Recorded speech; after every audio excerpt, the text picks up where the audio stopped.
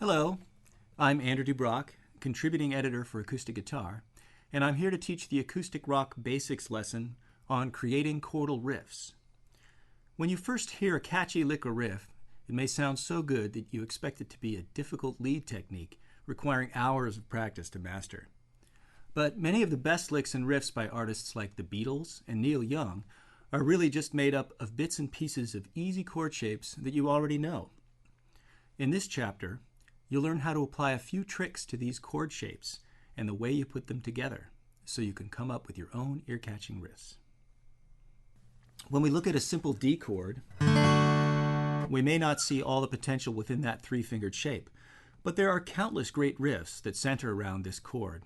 The Beatles crafted the instantly recognizable lines to Norwegian Wood, and Here Comes the Sun based on this shape. If you keep this D chord shape rooted in your mind, you can move one finger at a time to get a ton of variations that will help you craft your own riffs. Example 1, which you'll find in the accompanying notation and tab, first shows a D chord and then shows shapes you can access from this position by moving around just one finger. So let's start on the high E string. There's the D shape. We'll add our pinky finger, take it off, lift our finger, moving down to the second string, moving down to the third string, moving down to the fourth string. You can do that, or you can take your index finger off too.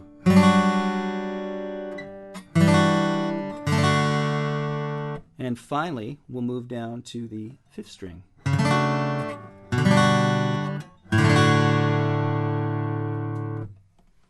Many of these shapes have slightly different names. For instance, this one is a D sus4.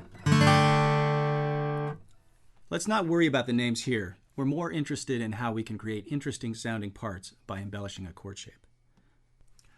Once your fingers are comfortable with the shapes, you can use them to create melodies. Here's a melody we can start with, focusing on single notes. 1, 2, 3, 4.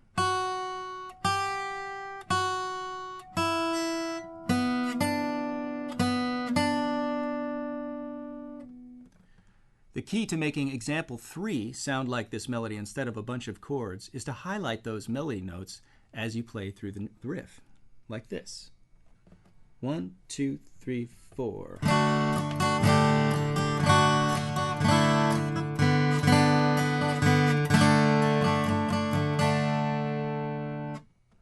Notice how I'm strumming through all the strings for the first and second measures, but in the third and fourth measures, I'm only hitting 2 or 3 strings. That's because the melody notes are focused on the second and third strings, so strumming through the whole chord, especially the higher notes on the higher strings, at those points would obstruct the melody.